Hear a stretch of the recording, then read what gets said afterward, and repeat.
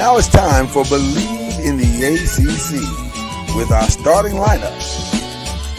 From Florida State, number 17, Charlie Ward. From Morehead State University, number 50, Lloyd Span.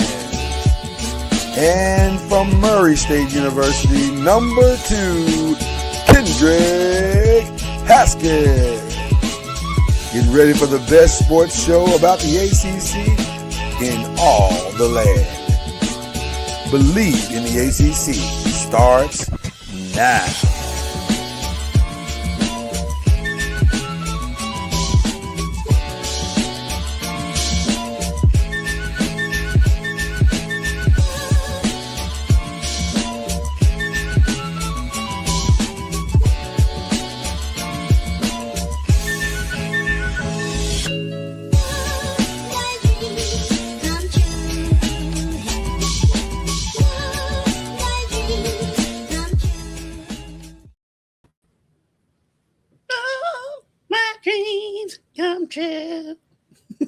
The fact that you can sing that and I'll be on beat, but we're in two different states is mind blowing. Oh, the world of technology. World of technology. It's beautiful. It's a beautiful thing. That is Kendrick Haskins. I'm Lloyd Spence. We are high on coffee and love. The love of sports, the love of Believe, the love of what we do. And we have I'm not high on this damn snow, because it's snowing again here today. You know what? You're catching it. You're catching it right now. You're catching it right now. It is snowing again. It's cold here. We got the 20s. We're in the 20s, but it's no snow. The snow is not gone. It's snowing again. At this point, I have to ask, what did y'all do wrong? Like, who have you? How have you angered God so? Because we had a stretch where it hardly ever snowed here, so I think we're making up for lost time. Oh, y'all, listen. Time has been lost, but now we're about even. We're about even. No school, right? They didn't yesterday. I think they did have school today. Oh, they did have school today. So despite the snow, go to school and we'll figure it out. I mean, if we're being honest, there was no reason to cancel school yesterday, but whatever. We had our thunder snow, but it wasn't that big of an accumulation, and it was just snow. That thunder snow thing is still blowing my mind. Like, I don't even get that. That's like, how does that even happen? Where are we at in global warming where thunder snow is now a thing? I love how it was like in the 20s down in South Florida, and people still don't believe in climate change. Right. We live in strange. Well, listen. Apparently, a lot of things people see with their eyes they don't believe. So we'll go on from that statement. I know. You can sit there and let me speak. But we're going to jump into a great show today. Have some fun. That's really what we want to do at this point. Just have some fun. I don't know. Did I hit something here? There you go. That sounds better. I don't know. It seemed like my mic did something weird there. Am I good on your end? Yeah, it did do something weird. Now it kind of sounds kind of weird. I don't know what's happening. Now it's okay. Okay, I don't know. Maybe just maybe it's There just you go. tired. That's good. There you go. Maybe it's just tired. Sometimes technology gets tired. It's just waking up too. Yeah, Yeah. technology is waking up too. My technology's over here yawning. All right. We got a lot that we want to discuss. And we're gonna start with this is Believe in the ACC, by the way. But this is gonna be a wide show, a wide spectrum show because There might be a lot of Preston pros in it today. I mean, there's Yeah. There's some Preston Pros updates. There's some Super Bowl updates. This is a little bit of everything. Pretty much this is a hodgepodge of all the shows we do this week. But we'll start with the men's basketball, give you some rankings. Big win by Louisville, much needed win by Louisville this week. And North Carolina got a big win headed into their big game with Duke this weekend, right? Duke and North Carolina go. That's Saturday. Let me give a big shout out. I know you are. Yes, all you gotta do is turn on ESPN. Right. Big shout out. I know we do our shout outs at the end of the show. A big shout out to Louisville big man Cason Pryor. Hadn't played in the last few games. He's been dealing with that ACL. He came back last night, scored 10 points in 15 minutes. Showed up big. Shooting, I believe it was, and looked energized. Yeah, big in the second half. He's energized. He had a big smile on his face at one point. It was good to see. He looked the part. It looked different. It felt different. It felt like, they might have found it. That's the 5. That's the 5. And everything else is the one that I think the player I think who can make the biggest difference on this team, though, because he's been playing really well, is Kenai Roots. Right. I think he's finally found his confidence. He's found his footing within the team. He's has back-to-back double-doubles. I think he had 12 and 12 or 12 and 10 last night, and had a double-double against SMU as well. He's really, since he came back from, he had an illness and he missed a couple of games, but since he's come back from that illness, he's been playing really well. And I think he gives them an option better than playing Javon Hadley at the 4. I think you can put Kenai at the 4, and Javon can go back to his natural position. Well, I was going to say that what I took away more than anything is that when everybody's in their proper places, they function like it moves and functions like it's supposed to. And they played well. One last night with the backcourt not doing anything because Brown and Conwell were not good last night. No, they were just okay. They were just just more slightly at average, right? But didn't matter. Everybody, well, and you wonder, is he completely healthy? I don't know. Only Michael knows that. The thing about Michael I've noticed is like if he doesn't get it going early, he kind of tries too hard. Yeah, kind of streaky. Yeah. Yeah, if he's going early, he's fine. Or if he finds it, he's okay. But like if he's not finding it, if he's not finding his game, he kind of pushes it a little bit. Yeah. But they were able to work around it last night. Of course, it was Notre Dame. So very interesting game last night with the University of Louisville beating Notre Dame. I definitely needed that win to continue to put pressure on the ACC, but also just to stay at pace. And Clemson got a win against Stanford. California beat Georgia Tech. So that was good last night. But everybody, if we're being honest, is looking to tonight because tonight is going to be massive. The women of University of Louisville who have shocked probably everybody. Like I don't think anybody saw this women's team being where they are currently right now. They are taking on the Duke Blue Devils, who people thought Duke would be good this year. I don't know if they thought they'd be undefeated in the conference at this at this stage of the year. So this is a big game. It's a huge game. I'm saying Duke's coming in, they've won 13 straight. Louisville's coming in, they've won 14 straight. Yeah. One of the things impressive about Louisville's win streak is a lot of those games are on the road. They've won 14 straight. They won at Cal. They did the West Coast sweep at Cal, at Stanford. They won at NC State. They won at Notre Dame. They won at Miami. and at North Carolina. And they beat Tennessee at home in there. And really, the streak would be even bigger. They lost by 2 points at home against South Carolina, and they had a 3 to win it. And so this streak could be there's 14, so that'll be 15, 16, 17. And they could be an 18-game win streak. And so after they lost the way they lost to open the season, but who's not going to lose like that to UConn to open the season? Not the same team though. Yeah, not the same team. They lost that game by 13, and then they lost to Kentucky, and so he was like, okay, this is going to be probably an average season, and then they just took off from there, right? And they've looked like they can beat anybody in the country. They look the part, and it's exciting because this is really what you want. You want your team to be trending in the right direction at the right time, and moving forward towards, as we march toward the ACC tournament, as we march toward the NCAA tournament. You want everybody to be settling into their roles, and everybody is doing just that. And it's especially interesting with Louisville because they don't have the legitimate superstar player outside of maybe Taj. If you want to say Taj, I'd give you that. But everybody else is pretty much a glorified role player, but yet they are starring in their roles. And you don't know where the punch is coming from. Yeah, that's the crazy part about it.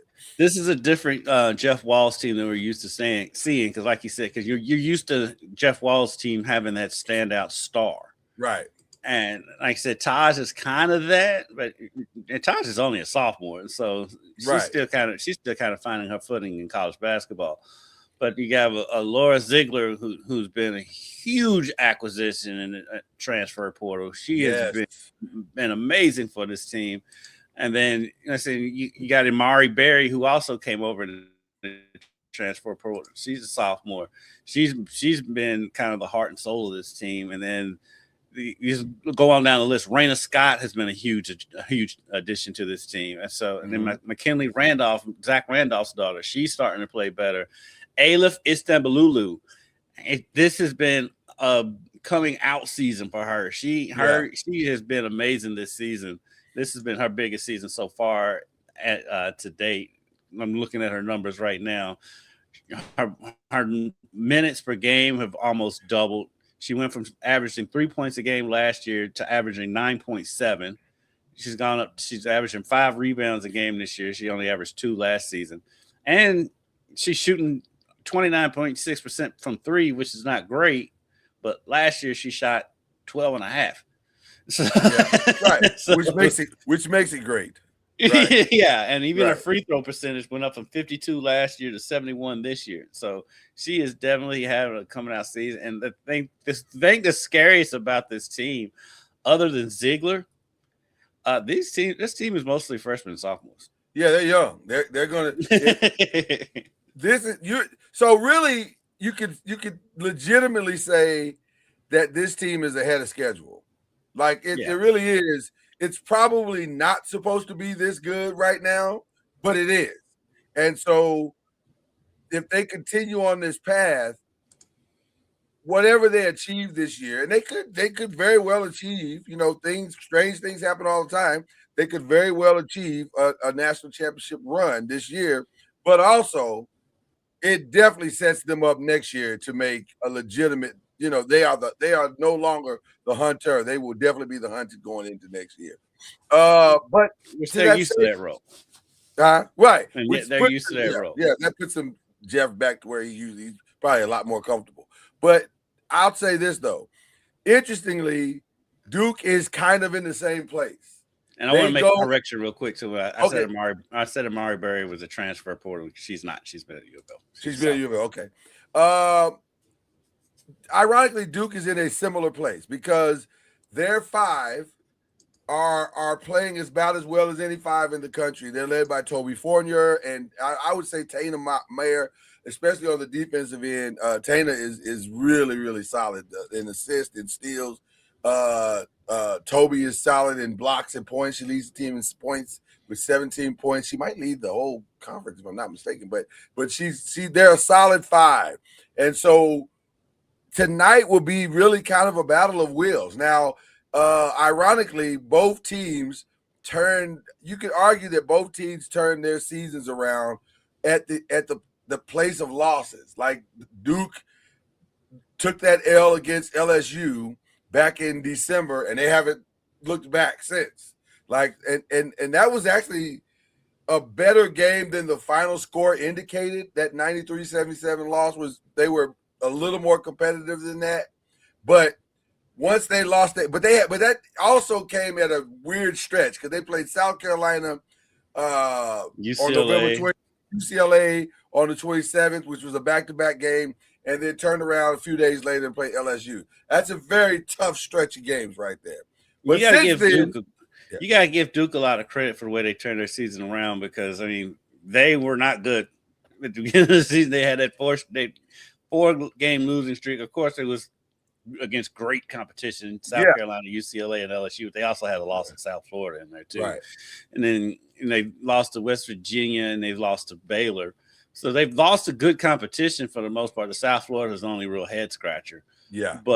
And they got beat by 30 by UCLA. But after that, like you said, after that LSU game, like they turned the page, and not only are they winning, have they won every game, they're winning by blowouts. I mean, the Cal game was close, the Stanford game was close, right, and Virginia.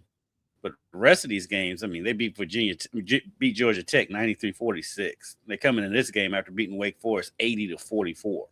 So this team, they're putting up points and they're playing great defense as well. So tonight, if you're looking for an entry point to a great weekend, this is the entry point. This is going to be a really, really solid game. And by the way, Toby Fournier, sophomore, young, very young. Yeah, both of these teams are young. Yeah, so they're going to be. This might be the two teams for the next couple of years that are just kind of battling it out in the ACC. But I'm excited about this game because I think we're going to see just some premier basketball, and we'll get a good gauge as to where these teams are as we turn the corner headed toward March. So this is a good one. This is a solid game. I think there's another game, a women's game tonight. LSU, I think, is playing somebody. Yes, an SEC games, LSU. Yes, an SEC. Yeah, I forget who the game is. But yeah, but Jeff he had a good analysis of this game. Jeff Walls, he was talking about both teams. He's like, these teams are very similar, Louisville and Duke. He said mainly because you have to guard everybody. There's nobody. You don't know. No, because like anybody at any point can go off. I think Louisville has a little bit more depth when it comes to that, but. Yeah, but anybody can go. It's going to be a fun game. The funny thing about Jeff Walls, because as crazy as he is, he can be humbling sometimes. He was saying he hopes a big crowd shows up to the game. I'm like, Jeff, you know. I think it's safe to say. I think it's safe to say the place is going to be rocking tonight for sure in the Yum Center. So that's a 7 p.m. Eastern, 6 p.m. Central game. Yes. So on ESPN. On ESPN, they got the show. They got the show. So that'll be a lot of fun. Okay, because the Super Bowl is this weekend, we do want to give some love to like the ACC as it relates to the Super Bowl. ACC all up and through the Super Bowl. Starting with the quarterback of the New England Patriots, who is a proud North Carolina graduate, one Drake May. Let me ask you a question. Super Bowl related as it relates to Drake May. I've always thought Drake May was a pretty solid quarterback. I don't know if I thought he would progress this fast. I didn't. I'm not going to front. I didn't. I thought he would be fine. Right. I thought he'd be fine in the league and eventually would get to a good place. But second year and you're in the Super Bowl is great, or I guess technically third year, but you're in the Super Bowl. But that's crazy work to me. But he's there. Listen, he in there. He's there and he's balling, and it's probably gonna come in second in the MVP voting. I would think that's tonight too, by the way, isn't it? That tonight is the awards night. Yeah. So that's interesting to see. He and his teammate, by the way, North Carolina State graduate Garrett Bradbury. They will be there. together, competing for a Super Bowl this weekend. And then, of course, we want to throw a little love to some of the others. Drake Thomas at the Seahawks and Cam Akers. Shout out to Cam Akers, who's going to be still in the league. Still in the league, right? After all these years from Florida State. Mac Hollins, who will need to play very well, by the way. Who will need to. I love watching him just watch. I would love a TV would explode, but if him and Jameis Winston can be on the same team. I would love for Mac Hollins to get some shoes. Well, now he's out there in California, so he'll be fine. But. Like, fam, you gonna catch, as my great grandmother would say, fam, you gonna catch your death of cold. Which I don't even know what that means to this day, but I mean, that's what black folks say. You don't question old black people. Boy, you gonna catch your death of cold. Not even sure what that is. But even during the games, like in the huddle. And he's bouncing around. That dude is just full of energy. He's full of something. He's full of something. I don't know what it is, but he's full of something. He keeps passing it. He's full of life and he's full of joy. Well, listen, he's got to be because he keeps passing drug tests. So I'm just saying. Some people are just crazy, and that energy comes from being crazy. And I think he definitely has a lot of that. He definitely has a lot of that. He walks around barefoot. All the time. It's crazy. In New England. Right. And in Buffalo before that. Right. Like, damn, what are you? Make it make sense. Okay. So Mac Hollins will be there. Harold Landry from Boston College. Corey Durden. Austin Hooper. Morgan Moses. Jalen Hawkins is at the pay. A lot of Patriots on in this thing. Craig Woodson. Elijah Arroyo. The great tight end. Chad Surratt. Amory Gaynor, Leonard Taylor, Charles Wood, Andy Borregales, and of course Joshua Farmer from the Seminoles. Shout out to my boy Harry Douglas on Get Up right now. Yeah, Harry's killing it. Harry's doing his thing right now. Well, you know what? I think I may have talked up a Seminole. We'll see if the connection works. What? It brings great joy to my face when I look over and it says there's 3 people in the studio. Right. One of them is trying to get his connection together here, so we'll see what happens here in just a minute. I told you, Harry kind of saved me down in Miami. You did. You let me know that Harry came through in the clutch. Yeah, and, we appreciate Harry for not leaving our guy out there. Floundering in Miami. It's too hot for that. Well, it wasn't hot this week. That week it wasn't hot at all when we were there. But it wasn't hot that weekend. It was crazy. It's kind of ridiculous. So that's going to be fun this weekend to see the ACC compete in such a tremendous way. It's been funny how little hype is around this Super Bowl when you see. I mean. It's a rematch of one of the classic Super Bowl endings ever. I think over the next 2 days, the hype machine is going to kick into overdrive. All the hype is all over the superfluous stuff that doesn't matter. Well, and then here's the other part. And this is definitely on brand.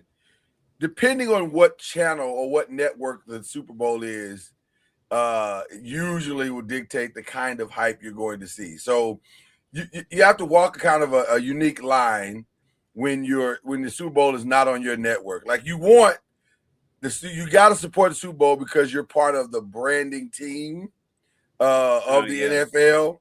But you can't be like, oh, go over to NBC. No, we ain't doing that. ESPN's classic with that. All you gotta do is look how they cover certain stuff.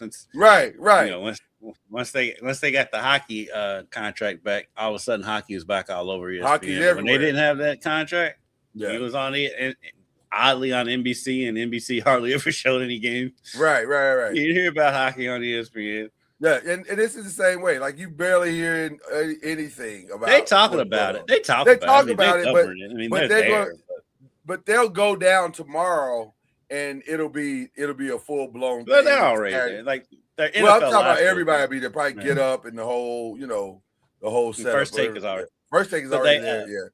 Yeah, they've been, but not even just that. It's just like talking to people. I see people on social media. I'm not watching the Super Bowl, and these teams are boring, and blah blah blah blah. I'm like, what do you want? What teams?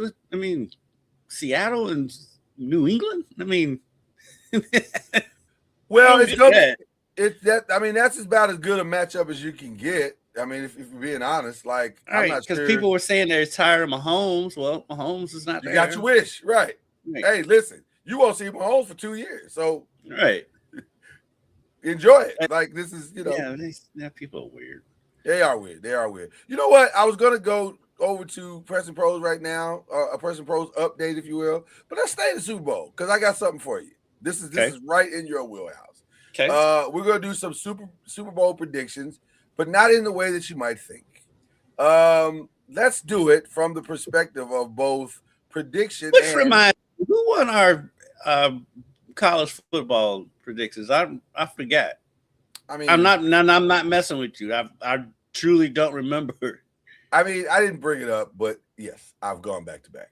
But you've gone back to back. We've all gone back to back. It's been good for everyone. So it's fine. It's fine. I just didn't bring it up. But yes, I did win. Come on. I've got my questions. You can have all the questions you want, my friend. It doesn't change the facts. 20 years of friendship. You have never been subtle about winning anything. Listen. That's not true. I went back to back in fantasy and I didn't say much about it. Funny. By the way, I'm so mad at myself in the fantasy because I should have gone 3P and leaving, and I left. I you know what's funny about fantasy? Not to go off on a tangent. You can be your own worst enemy in fantasy because you can easily overthink it. You've done the work. I did the work. Lamar wasn't playing well. I went and got Matthew Stafford. I did the work and didn't put him in the game. And he went off in the game that I lost. Went off. It's crazy. But anyway. But I want to do predictions. And I want to do something that's in your wheelhouse. Do it from a perspective of not just predicting, but prop betting. So I want to help you make a little money while you're in the cold. I love the prop bet. I figured you did. So let's see what's out there. There's some good ones out there. Let's start with this one. Stephon Diggs. Will he propose? I don't think you can find that one on a gambling site. On the contrary, Mo Frere, it is a prop bet. And I think the over-under is like 1,200 or something like that. On what site? I forget the name. I think it was FanDuel or one site? Of them. I want to say it was. I know it ain't DraftKings. No, it wasn't DraftKings. I think it was like FanDuel. It may have been an off-brand site. I don't know what the site was. It was a weird site, but it was. I don't think it was FanDuel. But it was listed in but it was listed in the New York Times. I got it. The bet from the New York Times. Like, wow, really? That's a bet. So, but everything's a bet during the Super Bowl. That's how it works. So, and I think they took it from the question that he was asked on Media Day, where he said, "Before I give her the ring, I've got to get this ring." So. Was that a hint? Was he hinting at something? Was he saying, if I get my ring, she'll get her ring? Like, what do you think, Kendrick? Is he going to get out on one knee while the confetti is falling? Well, if he is, he's going to be falling while the Seattle Seahawks colors are falling. And Seattle going to win the Super Bowl. We're not at that prediction yet. We ain't that prediction yet. We teasers, man, teasers. Well, just killed 2 birds with 1 stone. No. Well, that's when he said it, I was like, I don't know if I'm playing this like that. You're not like a lock into that one. So you're probably why he said it. Probably why he said it because he knew. Yeah. Over under on Cardi B on the screen. Will she get Taylor Swift level treatment for this Super Bowl? And by the way, no. By the way, I mean they'll show her, but she's not gonna get Taylor Swift. Well, here's the other thing though.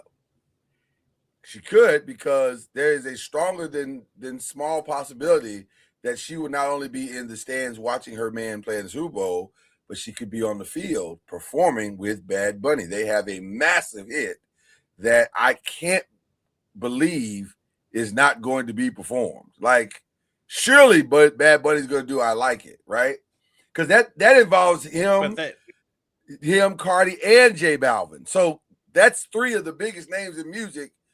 I can't believe that song's not gonna be performed. But well, that's different though, because her performing and then her just being in the stands cheering for a man like Taylor Swift is 2 different. But that I don't know if that affects the bet. Like if the bet says over under Cardi B on screen appearances, that counts. It depends on how they word the bet. If they bet over, there was a bet for over 2 or under 2 is where the bet lies. Over 2 or under 2 is where they're placing the number. I gotta believe it's gonna be well over 2. Yeah.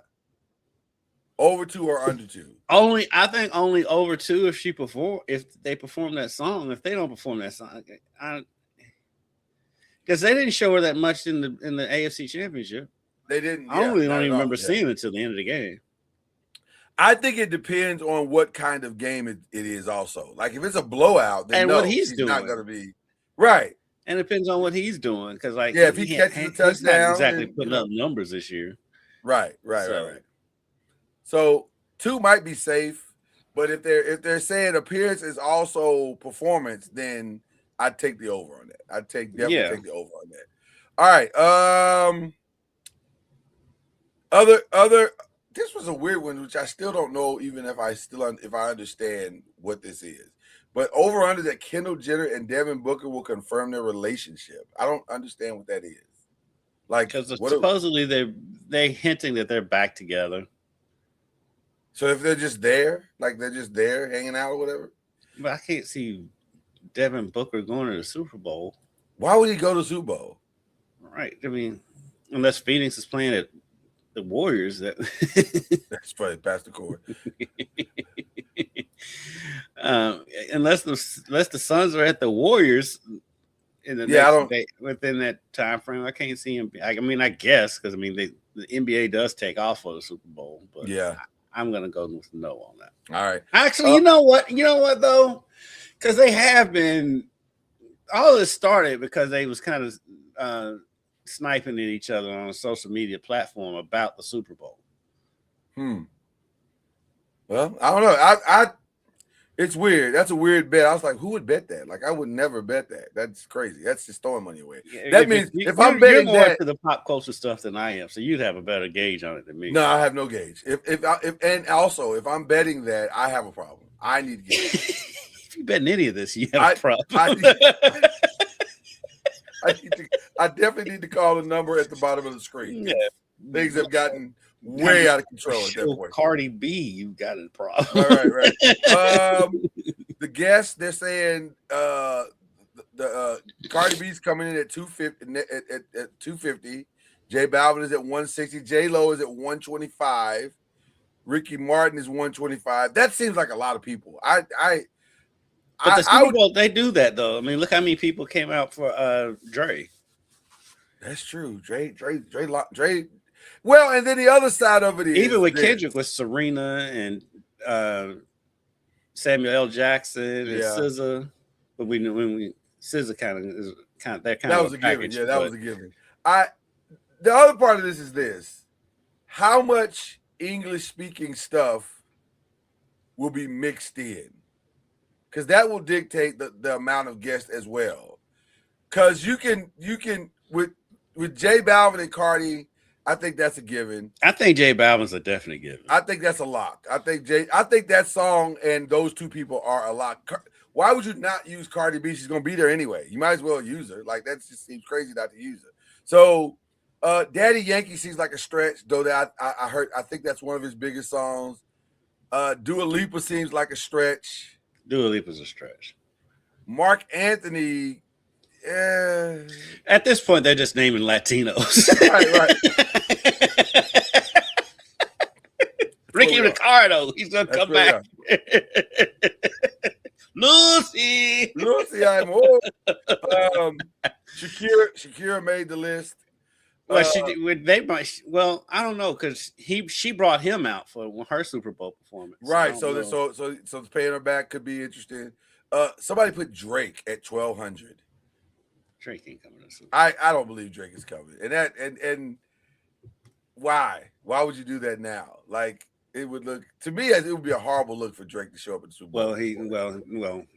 But it would also be on brand. It would also be on brand. Definitely would be on brand.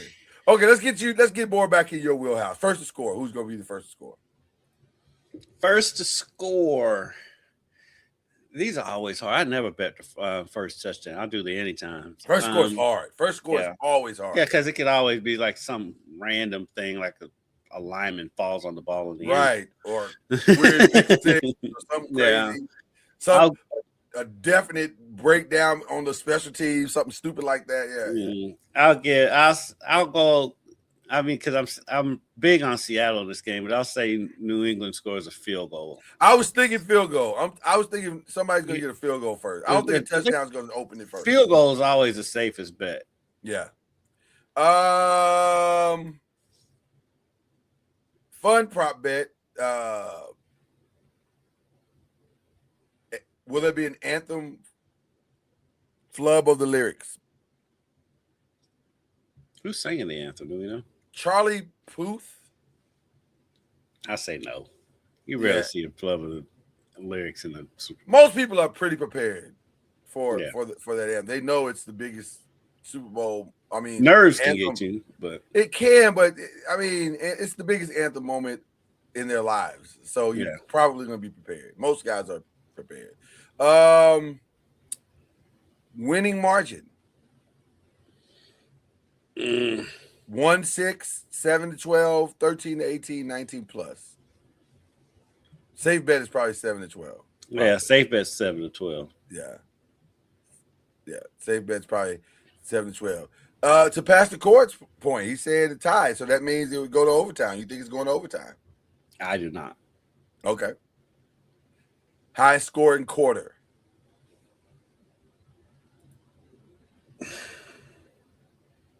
Second and third are usually your best bet. But the NFL's been crazy this year. The fourth quarter seems like it's been the highest scoring quarter this year. I fully think this is going to be a fourth quarter game. Yeah, let's go fourth quarter. Yeah, I fully think this is the fourth quarter game. I think it's tight for I think it's going to be a low scoring first half, which is going to piss most people off. I'll be happy because I like good games, but I like close games. But I think it's going to be it's going to come down to a second half of intensity. Mm-hmm. So I'm looking forward to that part. Okay, let's get a couple of other ones in here. Gatorade shower color, orange, blue, yellow, and clear. Let's go blue. Blue seems safe. Yeah, blue seems very safe. Or orange. I may, if I was betting, I'd probably double down on orange and blue and just see what happens. Maybe fade it with clear. Yeah. Okay. Who wins? I already said Seattle. I think Seattle's going to win. I think Seattle's by far the better team. And score? What's the score? I'll give you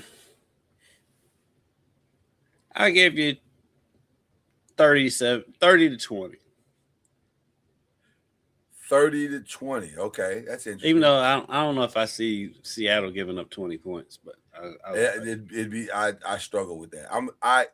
I have said all week that I just think this is a lot to ask a second-year starting quarterback to do, especially against a defense like that. I don't really know if the viewing public has a full understanding of just how good Seattle's defense. This is as close to the Legion of Boom as you can get. Mm-hmm. They are that good. There will be no running of the ball. That's God bless you, Ramon J. Stevenson. You've had a phenomenal year. God bless you, Devian Henderson. You've had a great year, but enjoy your time in catching screens because it's not they're gonna have to manufacture some kind of run game through throwing screens. I don't know how you're gonna run the ball on DeMarcus. That's why I'm so high on. Yeah, that's why I'm so high on Seattle in this game because Seattle's flown under the radar all year because the NFC West was crazy, but the Rams were putting up crazy numbers, so they was dominating the headlines, and San Francisco was winning with people they found on the street. So they because of all the injuries they had, so they kind of dominated the headlines while Seattle was just sneaky, just going on. It was just going about their business, And I think they are the best team in the league. And I know people worry about Sam Darnold, and understandably so, but all season long, the only games he really struggled was against the Rams, the people in his own division. Right. Yeah. So again, until Sam does it, he hasn't done it. So, but this seems, if ever there was a time for him to do it, this would be the time. I said the other day, and I think I'll stick to it, I can easily see a 30-10 game. I can see a second half emergence and Sam settles in, because it's nerves at the beginning of the game. But in the second half, when you're past all the hype, when you're past the Bad Bunny stuff and all that, now we can just focus on the football. I can see Seattle going, okay, now let's go win this game. And so I'm going to go Seattle as well. And they've got the run game with Kenneth Walker to balance them out. And, of course, JSN is making the case to be the best receiver in the league. So MVP? Who's going to be an MVP? Probably Sam Darnold. I think Sam would have to. If he throws 2 touchdowns and no picks, I think Sam would have to. Then yardage won't even matter. Unless it's JSN. Unless JSN goes crazy. Right, going crazy with 200 yards. Which he did against the Rams. And so I think it's safe and comfortable to say JSN is the best player on the field. Yeah. On Sunday. So if Sam can put it in his general vicinity, he will make a play. Because I know people were saying Gonzalez, that matchup with him and Gonzalez will be a good matchup. I don't see it that way. I think Gonzalez is going to struggle mightily against JSN, and he's going to have, now the scheme will matter as well. The scheme will definitely matter. Are they going to? I would think they're going to put somebody over the top and underneath against JSN. Yeah, that may not matter. One-on-one, right? That may not matter, but that's probably the safest decision. By the way, how about JSN emerging after they let go of DK Metcalf and they are better and in the Super Bowl? And Lockett too. Right. That's got to sting a little bit, doesn't it? If you DK, like, really? DK is a couple years out, but like Lockett's the one, I would think. Yeah, Lockett, because Lockett hung in there forever. He was Seahawk forever. Right. Because wasn't he on one of the Super Bowl teams? I feel like he was on that last one that didn't win. I feel like he was too. I could be wrong, but I feel like he was in that last one that didn't win. So it's crazy that he's not playing in this game. Speaking of crazy, we do have some we'll call it Press and Pros updates. This NBA has been crazy. These deals and trades have been crazy. It's just like you knew it was going to be, but some of these trades is like, what are you doing? Well, if you thought the crazy was going to stop, it did not. It late last night, right after what was a very good Nuggets-Knicks game. That was a great game. Golden State was like, we're out. Yeah. And they took the best trade that was available to them, which happened to be trading Jonathan Kuminga and Buddy Hield, who was not on anybody's trade radar at all. Yeah, he was. Was he? I had not heard it at all. There's been talk about trading him for a while. It was weird because him and Jimmy Butler are so cool, and Steph. But yeah, they've been talking about trading him for a while. I hadn't heard his name mentioned not one time. And as far as rumors, now rumors are rumors, so it's whatever. But I'm sorry, I'm just laughing at Harry Douglas. Harry's doing something crazy again. I love Harry. Look at him. I love Harry. I'm gonna watch it. I'll be so distracted. I gotta watch it on the replay, but I can't wait to see it because it's going just like you're distracted right now. But he just beat Hembo, so. Everybody beats Hembo. Hembo needs to get smelled. He had a good one yesterday. Yeah. All right, we do have Coach Junior. High on Rattler love, and also maybe even a little Seminole love. Like the Seminoles are all over the Super Bowl this weekend. Several Seminoles are playing in the Super Bowl this weekend. Who are playing? Oh, listen, listen. I have a list, Charlie. I have a list of Seminoles that are in this game. Let me read them off to you. Joshua Akers. Farmer, Cam Akers, Joshua Farmer, Corey Durden. Remember Corey Durden? Oh yeah. Well, he's a former Seminole that went to NC State. NC State. Yep. Look at Charlie having a solid memory. Amari Gaynor. With North Carolina. Who's Amari with? He's with New England. Oh. Yeah, he's with New England. Yeah. I know he's with the Raiders at one point.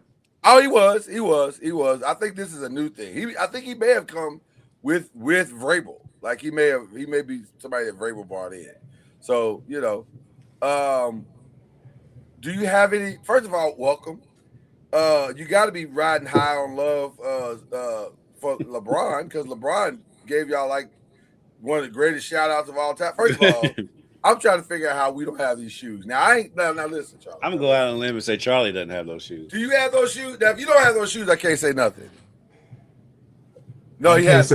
He has. You can't say nothing. I can't say nothing. Wow. That's so LeBron is out here. I just be knowing stuff. So LeBron is out here flexing in FAMU shoes, and the head coach don't even have the shoes. Well, first year. That ain't right. First year LeBron, problems. that ain't right. Now, sir, send my guy some shoes now. Come on, man. Doggone head coach of the team. Outfit this team in some LeBron. Stop playing. Yeah, because you all are Nike school. They're nice too, Charlie. Yeah, we're LeBron school, but one of them. But not till you get them shoes. Not until you get them shoes, Charlie. Our ladies got shoes. So the ladies got the shoes. They're here. They're here in the building somewhere. LeBron. Come on, man. You don't want to send shoes to Charlie Ward? I thought you was a history guy. You don't think the Heisman Trophy winner needs shoes? We will love shoes. For some reason, they're not here with us. But they're supposed to be coming. So they're coming.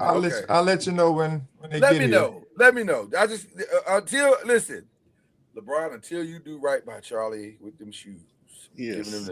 Giving you the color purple fingers. Until you do right by Charlie with these shoes. Okay, all right. We appreciate him representing. We do.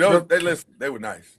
I ain't gonna hold you. I know. Can't ask for much better free pub than that. I don't typically wear Nike at all, but I want them shoes. Them shoes were fire. I was like, hey, I do wear Nike and I wear a 12. I was like, I wear 12 as well. I wear 12 as well. So I just want to put that out there. 12 got to be the most common size. It is. It really is. Okay. So shout out to that. And then of course your Knicks. Your Knicks killed it last night. That was a great game. It was very good. I know I was not shocked, but very surprised that they called a foul, which there was no foul. That was really have to go that far. Right. I think the offensive guy caused a lot of it by his actions. But it happens, they face guard blockouts are a common thing. Yeah. And that was one of them, but they were able to overcome. It helps to have guys that can put the ball in the basket consistently. That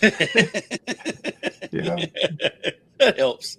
It does help. 40. It does help. Yeah. It does help. A guy that say that is just wait the coach off and say, I got it. That's basically, which is basically what happened. Bruce was like, hey, settle down. Well, he did that in first before regulation, I think. He took the last shot. He did. And he waited the coach off and said, hey, I got it. Coach like, all right, I trust you. He didn't make the shot, but he knew what shot he wanted. And he got it, one of his step backs. Not to take away from the Knicks at all and what they've done, but can you imagine how good a backcourt of Cooper Flag and Jalen Brunson would be for the next 10 years. That would have been nice. Shout out to Dallas for making all the right decisions. Was that would have never have happened? It would have. It could have. Listen. How? Because you keep him. Then they wouldn't have been in the position to trade. They wouldn't have been in the position to draft Cooper Flag. Correct. They kept Jalen Brunson. But Charlie, how you feel about the Knicks standing pat? They might have. And shut up, Lloyd. Standing pat and not getting in the Giannis thing. Giannis, regular season. Apparently, nobody's in the Giannis thing right now. Yeah, Giannis is not. I don't think they're trading him. Personally, I don't think they're going to trade. And if they do, it'll be something out of the blue. But it'll be a shock for him to get traded. And I think if he gets traded, it's going to be when he gets traded, it'll be this off season. Yeah. Well, Golden State got out last night. They clearly got a message sent to them that that we're not getting him. So they took the best thing that they thought was available. They knew they had to trade Kuminga because too much damage had been done there. And so they traded Kuminga and Buddy Hield for Kristaps Porzingis. I will turn to both of you. Which, by the way, allows them to also keep Draymond Green. Apparently, he will stay there unless, the damage is great there. But I don't think so. Draymond was pretty aware of his circumstances, and he seemed to be handling it pretty good. So I think there's no hard feelings there. Plus, he probably knows Mike Dunleavy's going to be fired. So that helps a lot. He's going to be fired. I don't know why you keep shaking your head like he's not going to be fired. They're going to fire him. His best move is Kristaps Porzingis. Bam, you out.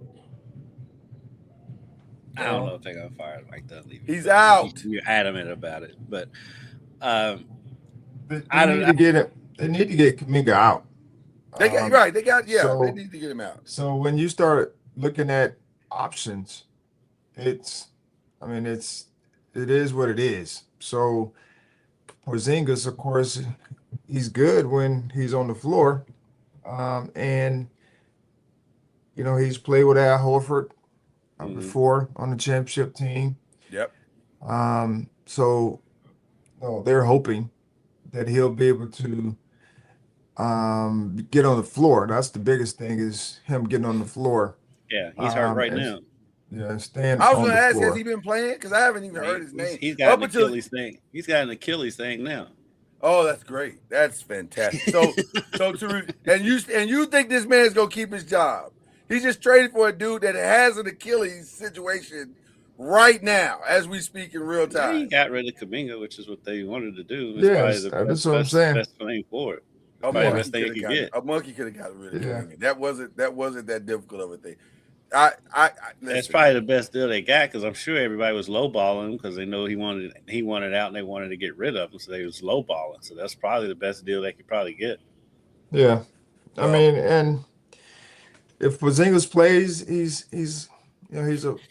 a positive to their team.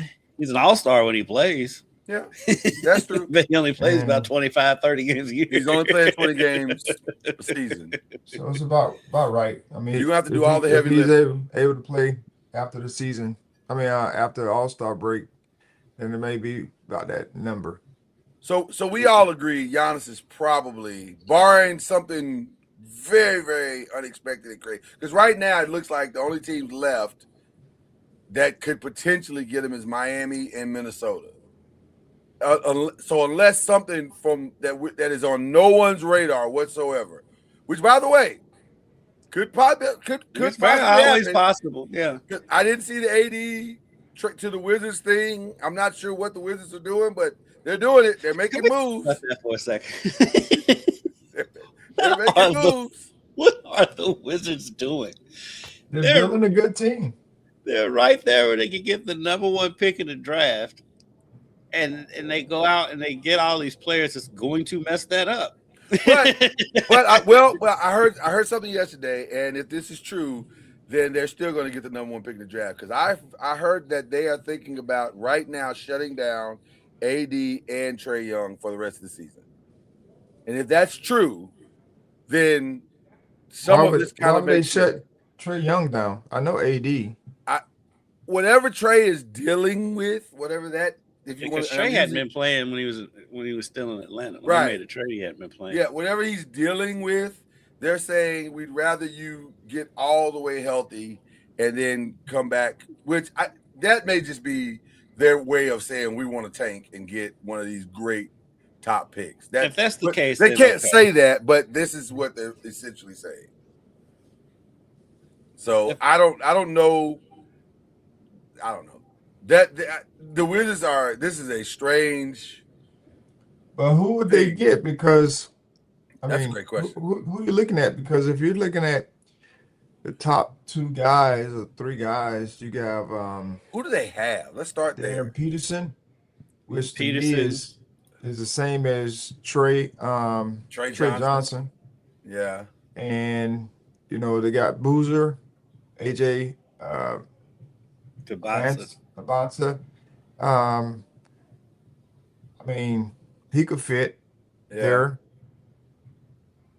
or Boozer, but if they got AD, I'm not sure how long he's there. Because if you draft Boozer, you're not bringing. I mean, you could bring AD off the bench, but I'm not sure if he's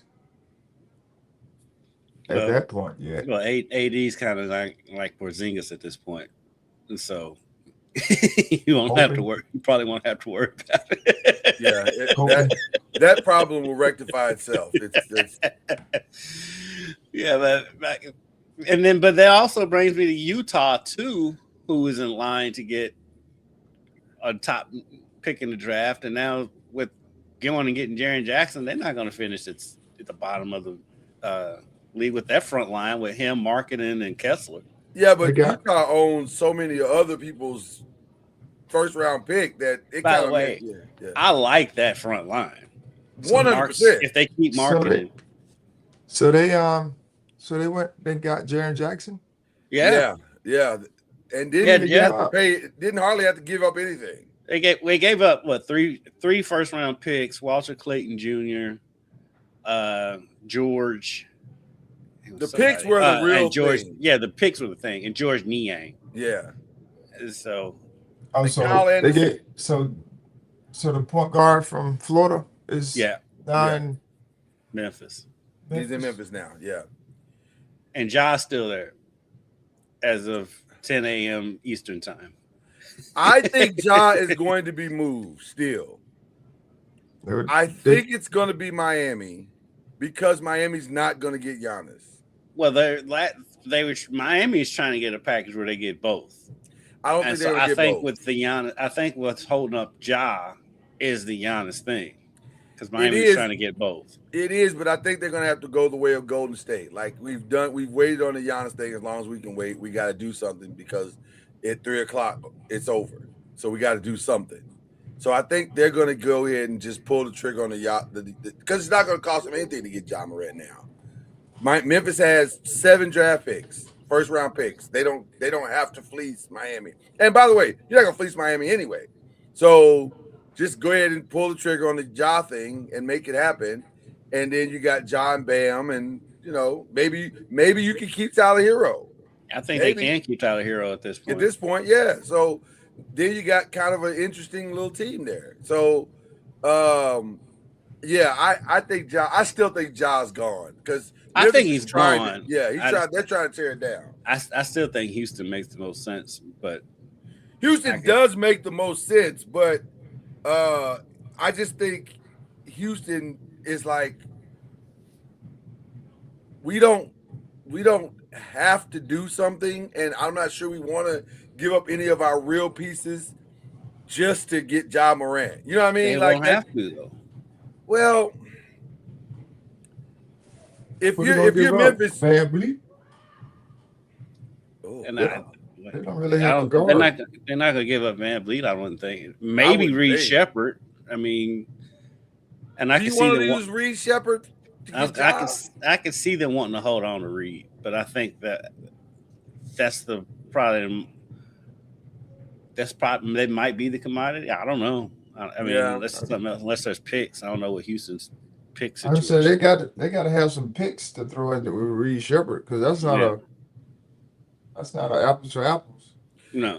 The one concern I have about Ja being in Houston is at this point Memphis isn't going to get apples with Ja anyway. No, the one concern I would have is that Ja is so ball dominant. KD is already frustrated at the ball dominancy of Alfred Sengun. He's going to be incredibly frustrated when he can't get the ball from either Alfred or Ja. Like that. So I don't. But at the same time, I don't disagree with what you're saying. I think Jock would be a nice point guard addition for them. Like, I don't know. That's it. Ja's ball dominant, but he does assist. He does have a high number of assists. So yeah, I think that probably would remedy Sengun being ball dominant. He would have to alter his game to a more balanced, traditional point guard style of game. For that to really work the way it should work.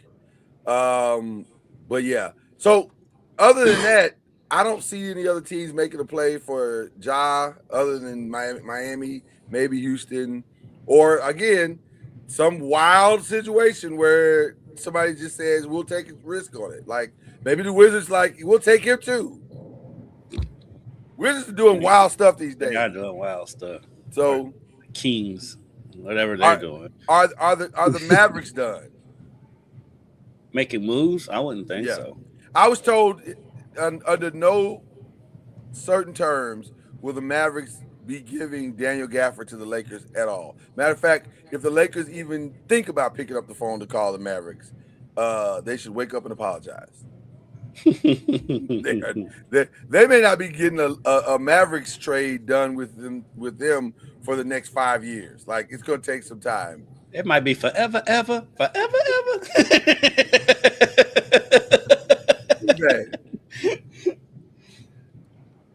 This is the equivalent of a husband taking the wife of somebody, like right when, and there was no divorce. Like she just left. And then and then the divorce papers arrived the day she left, and you're like, wait, what? I didn't even know we were having problems. Like we were having problems. We have real problems. So that's so bad. So there's nothing left for the Lakers to talk about with Gafford. All my Laker friends have been calling saying, "What are we gonna do? What are we gonna do?" I'm like, we might win the draft. I mean, we might win the deadline by doing nothing. I mean. Because it appears that if Giannis stays, the Lakers are in the driver's seat for him to go there.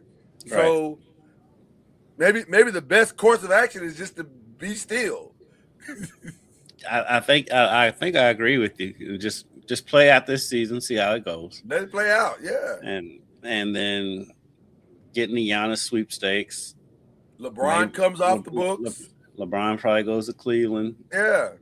He still may end up with Draymond. So that is very much a possibility. Very, very much a possibility. But I think the Lakers shouldn't do anything stupid. Just that's the smart play for them in the next few hours. Just don't do anything stupid. Don't do anything drastic. Take on some contract that you don't need to take on. That's just dumb. But yeah, I think Giannis is gonna. I agree with you, Charlie. I think he's probably gonna stay. Now, I don't think he'll play another. He may not play another game in a Bucks uniform. Well, he's not playing now, right? Is he injured? Right. Yeah, he's got a calf strain right now. A calf strain. But he's had that calf. He's been having calf strains the last couple of seasons. I bet he has. What? I didn't ask you about this, Charlie. Former point guard. You like James Harden going to Cleveland? For the Clippers, yes. For the Clippers, really? What? Please were playing well. Huh? Please explain. They were playing well before he left, but they traded him. Yeah. Why do you like it for the Clippers? Well, one, I know what Darius Garland is right now as far as injury. I know he was injured for a minute, and I'm not sure if he's back yet. Thank Porzingis and AD. Yeah. And so I think he had a. I'm not sure what his injury was, but the one thing that you like, they were playing well, but it wasn't because of him from a overall standpoint. Okay. And what I mean by that is you get one side. He's going to be all you need from an offensive standpoint, but defensively, you got to have him on the floor, and he's not a defensive guy. And so you're only going to go so far with him. Not I don't know if they're going to make the playoffs or not. I know they're working really hard to try to get back into it, but I just know he's a liability on the defensive end, and you only gonna go so far with liabilities on defense, especially in this day and age. And you can only hide them so much, but you're hoping that you can outscore teams.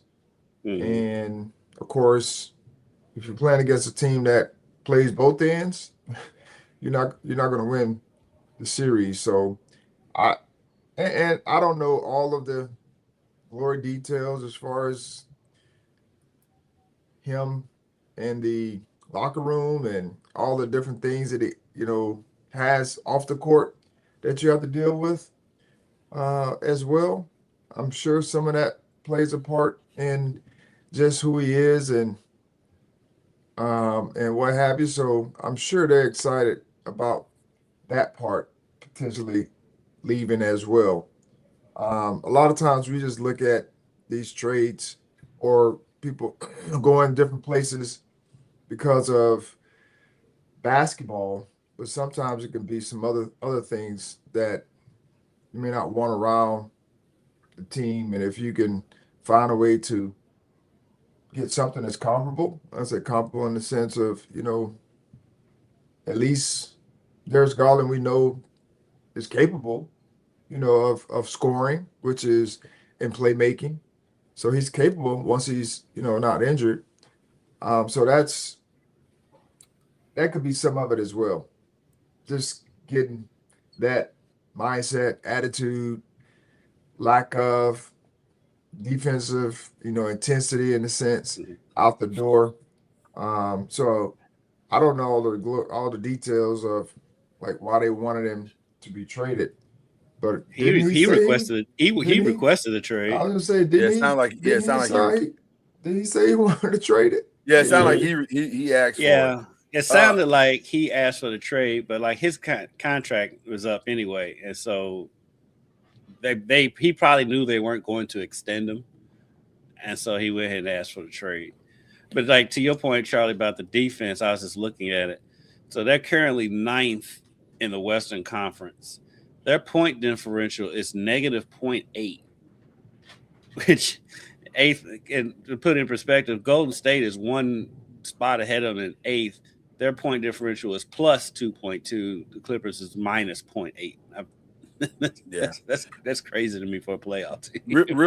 real quick, Minnesota is making it appears they're making their last ditch effort to pull a final hour Giannis situation. So they've traded Rob Dillingham, former UK Rob Dilly, right? Dilly, I love Dilly, and Leonard Miller, and 4 second-round picks to Chicago for Dosunmu and Ayo Dosunmu and Julian Phillips, right? And Julian Phillips. So they're dumping some potential salary situations to try to make room for because Rob at some point is going to get something. I don't know how. He's only in his second year. Yeah, but you still got to get ready to how this works. I know how it works. Yeah. I'm just confused. I don't know why they're making more than Dillingham. Well, I don't know if it has as much to do with him as much as like the Antetokounmpo brothers, because like if you're taking one, you're taking them all at this point. So you got take one baby kid. You take all one the baby kid. You got to take them all. So you got to make room. You got to make room for the two Antetokounmpos. All three Antetokounmpos are coming. So I don't know if any of this is going to work. I tend to believe it's not. But just reading the tea leaves, it feels like Minnesota, they've cleared out a lot of cap space to bring them in. Yes, a lot. Like to the point that if it doesn't happen, they really decimated their roster for the rest of the season. and for no real benefit. So who they got rid of? Well, they got rid of who was it? It's been a lot of fringy type stuff. Nothing like major. Nothing like major, yeah. Yeah, but it's like a trade here of picks, a couple of player type deals, and you're just like, what? Why are you doing all this? Like, but it all stems from they think they can make a deal for Giannis, and they've made a package that they presented to the Bucks. Apparently, the Bucks are not answering the phone for anybody. I don't blame them. Well, they also have a belief that if they get the right draft pick, Giannis may change his mind, but I doubt it. Like, why would he change his mind? What do y'all think about the Clippers trading Chris Paul to the Raptors?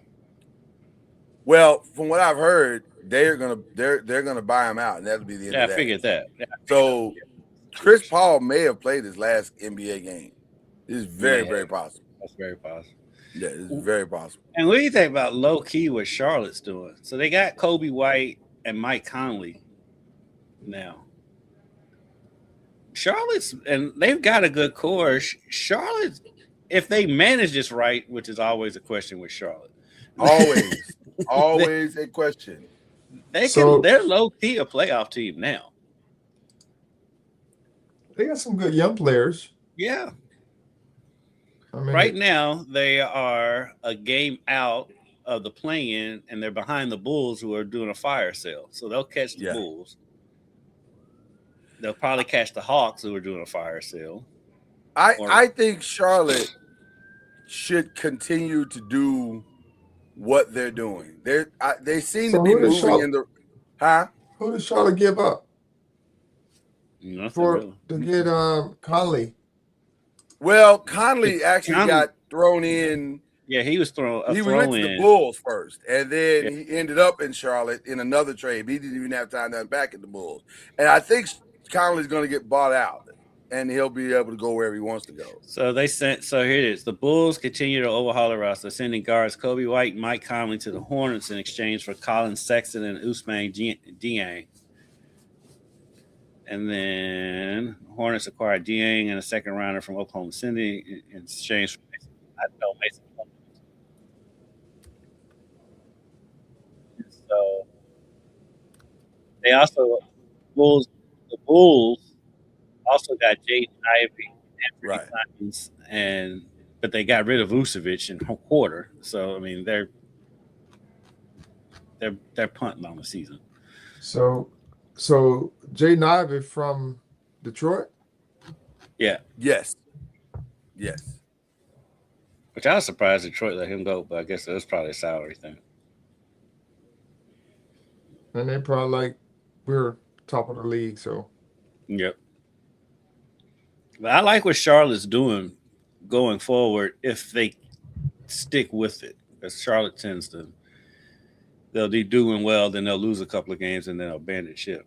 Right. Charlotte's actually making some decent moves. And I think, and Lloyd and I, we talked about this yesterday, Charlie. Charlotte went on, they're on a 7 or 8 game win streak. Yeah, they're playing great. And before that win streak, Ball was in all kind of trade rumors, but then they went on that win streak and all that ceased. So with him, his brother got traded, right? Yeah.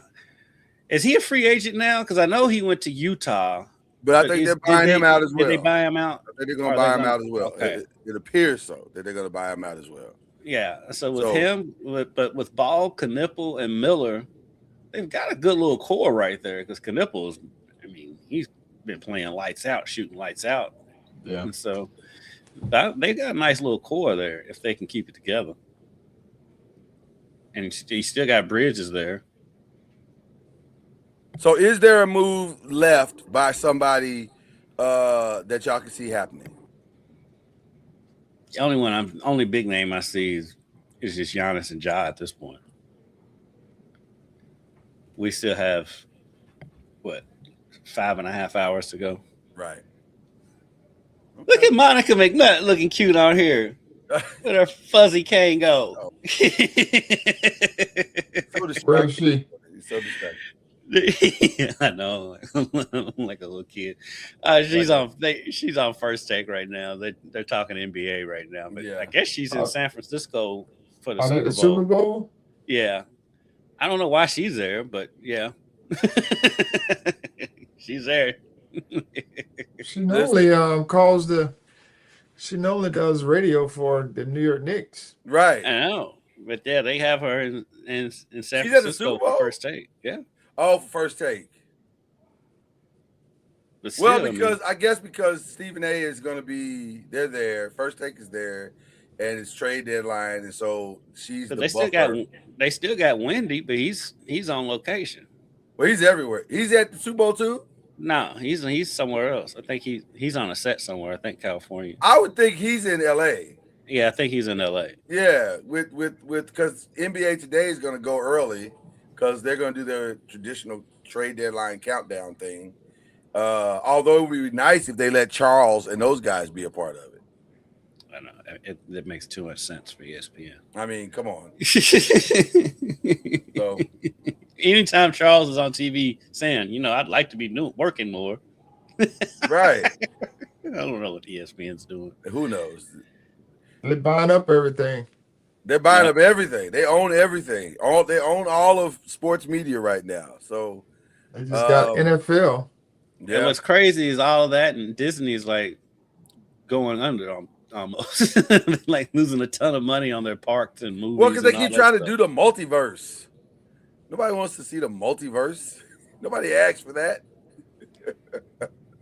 They're just biting off more than they can chew. They bite off more than they can chew. Charlie, what's going on with the Rattlers this weekend? Who you guys got coming up? What's our Rattlers doing besides ordering us some shoes? Right. We need some shoes, Charlie. We need the shoes, brother. Yeah, me too. Just throwing it out there. But we love our Charlie. We have the 2 Texas schools coming to town. They're on this swing to Florida. We only played them once this year because we go back and forth. Like next year we'll be in Texas. But we have Texas Southern. They've been playing well over the course of the year. Well, they've been kind of like us, up and down in the sense of winning games and losing games. So it'd be a good test for us because they have some really good guards and some bigs as well. They play hard, very well coached. The coach has been there forever. He's been there for a minute. And so it'd be a good test for us. But good thing is we're at home, and we had 2 tough losses in Alabama that kind of helped us. It definitely helped us understand that we have to play at a certain level and what it's going to take to win. Our biggest issue right now is we go through scoring droughts where we just can't score. And, if you playing against a team that can do that at some point, I mean, defense, you say defense, but they make tough shots, and teams have made, found a way to make tough shots. And, right.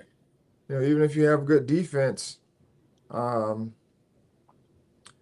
then you have guys who are shot makers, you can get a cushion. And so that's been happening to us the past couple of games where, teams have made some tough shots, and they made, plays as well. I mean, they're solid teams.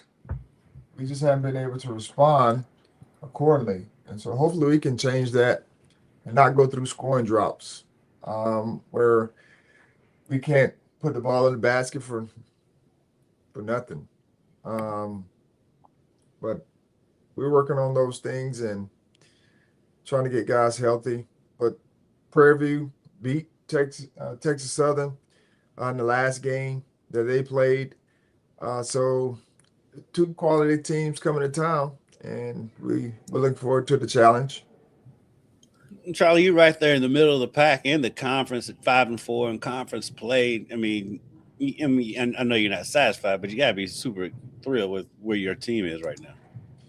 Yeah, we've had ebbs and flows where we lost the first game, won the next five, and then we've lost the last three. So we've had our ebbs and flows of streaks, and so it's just now getting ready to start the second half of the conference play. We just have to continue to stay steady and not get too high, too low. That's who we are. I got to be, regardless of what the outcomes. And that's what we try to, be throughout. Whether we lose or win, it's still about improvement, finding ways to improve. And I was sharing with our guys, while we were winning, we can't be satisfied with the outcomes when it comes to going through the process. We've got to make sure the processes are good and that we are improving from winning, on winning by doing certain things, and we not got away from it, but we just when we had a tough loss against Jackson State. Now that was a tough one because we were winning pretty much the entire game, majority of the game, and even late we were up, and we found a way to not win that game, which was very tough. But when you're a team like ours, and I've been on teams like ours where we are a good team, we can be right there, and you end up losing a game that you shouldn't have lost. Sometimes it comes back to bite you, in the end. But that's where we are. But we have to continue to find ways to keep moving forward and grow. But it does help to have guys put the ball in the basket. And I have a feeling you've been emphasizing that. I was going to say, it feels like there's a very specific thing that's being talked about during film study. Guys, why did you shoot that? Just shoot the ball. Can you please put the ball in the basket? Can you shoot the ball? Can you just shoot it? Like that's take essential. the shot. Put the ball in the basket, not take shots. We've already got past take the shot. So now we're at shoot the ball. Like go get the layup. Get it in the net. We need to put the ball in the basket. We don't need to be taking shots. I can take a shot. Put the ball in the basket. Yeah. Put it in there. Whatever it takes. That's hilarious. Charlie, we didn't get your Super Bowl prediction. What's your Super Bowl prediction?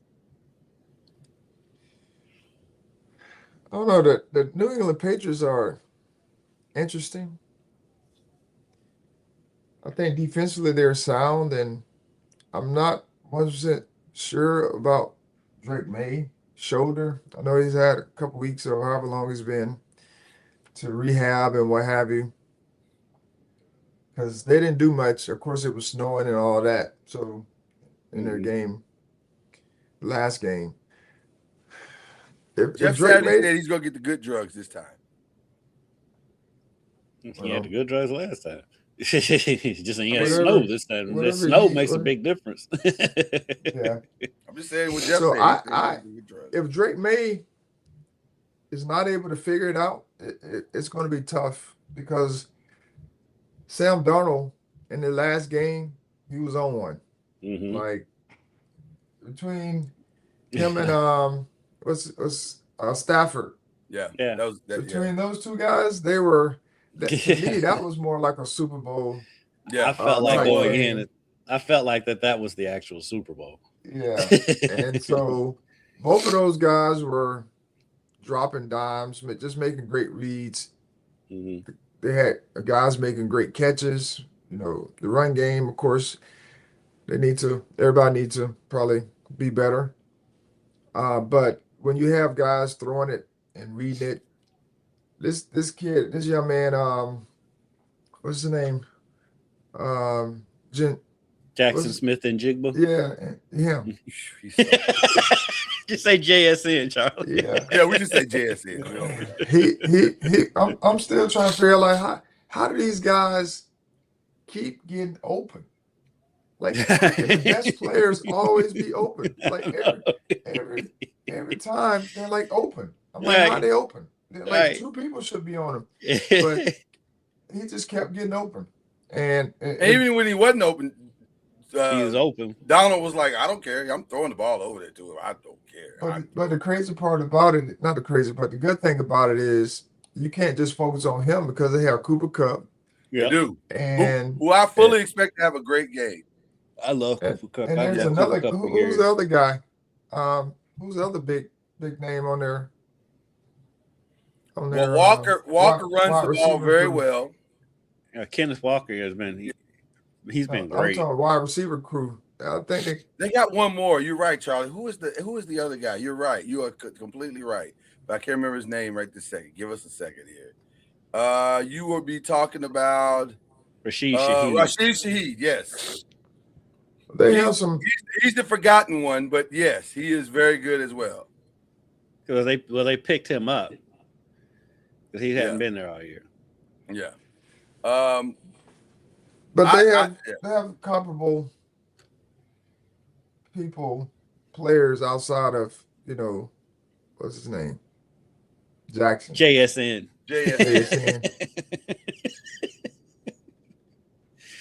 He's so good though. He is because coming out of Ohio State, he was projected to be this, but like these first couple of years, he was fine, but he wasn't this. He wasn't and this. Then they. Oh, he was this. You didn't see him in the bowl game? No, he wasn't this at Seattle when they first. Yeah, this first couple seasons. It was in there. It just wasn't coming out because they didn't have.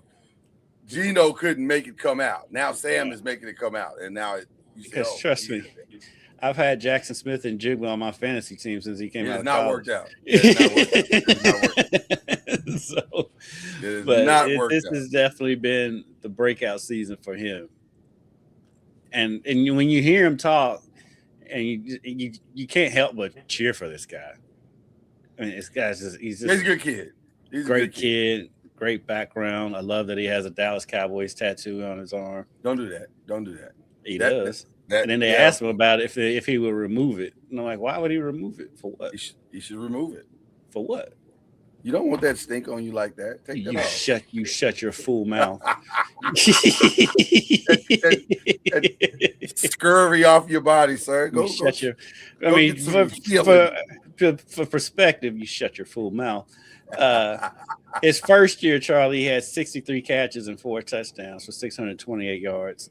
His second year, 24, he had 100 catches for 1,130 and 6 touchdowns. So a pretty good season. Solid year. This year, 119 catches, almost 1,800 yards and 10 touchdowns. It's going well. It's kind of and a Super Bowl appearance. So it's going well. Right. It's going well. Will they run the ball? Will they run the ball on the goal line this time or throw it? Listen, I would have to believe that running the ball on the goal line is paramount.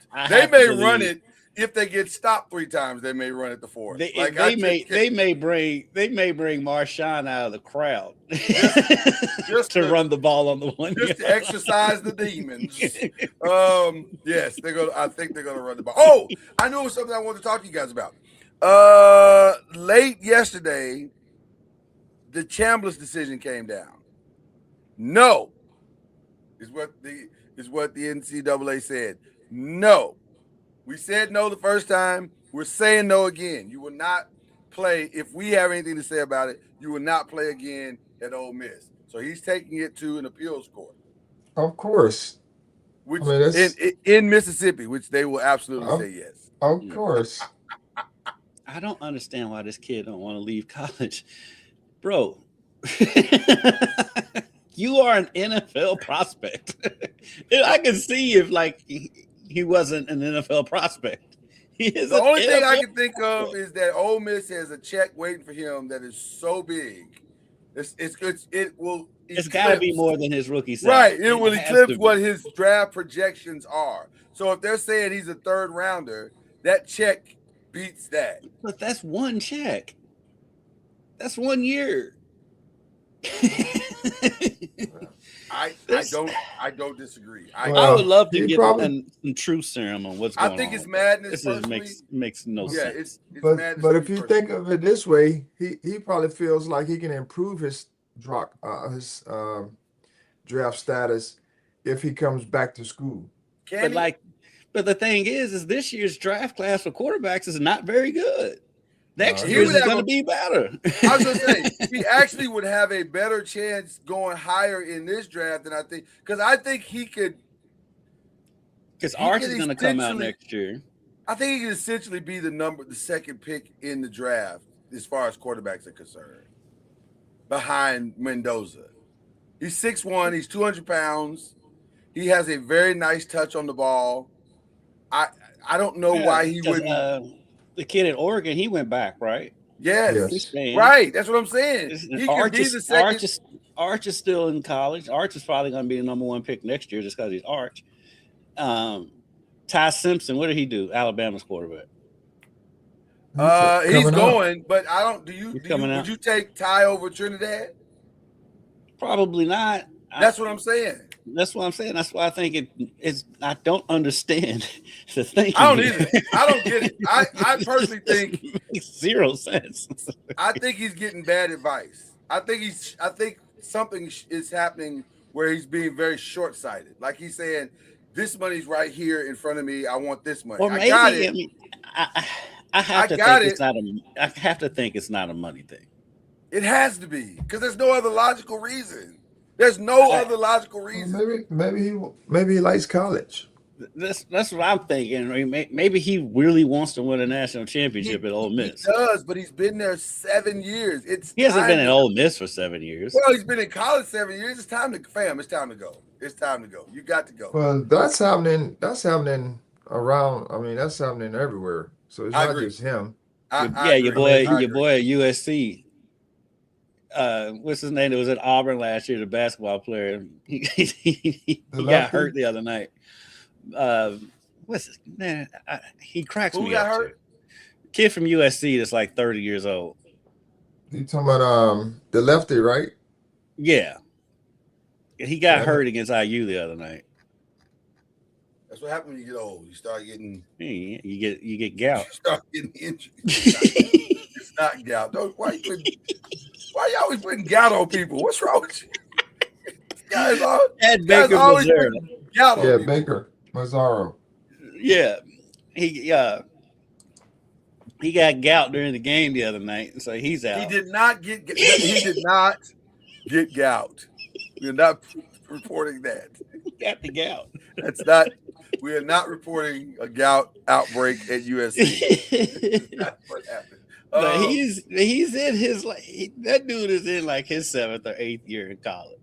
Yeah, people staying. They staying. They are staying out here in these streets. They do not want to leave.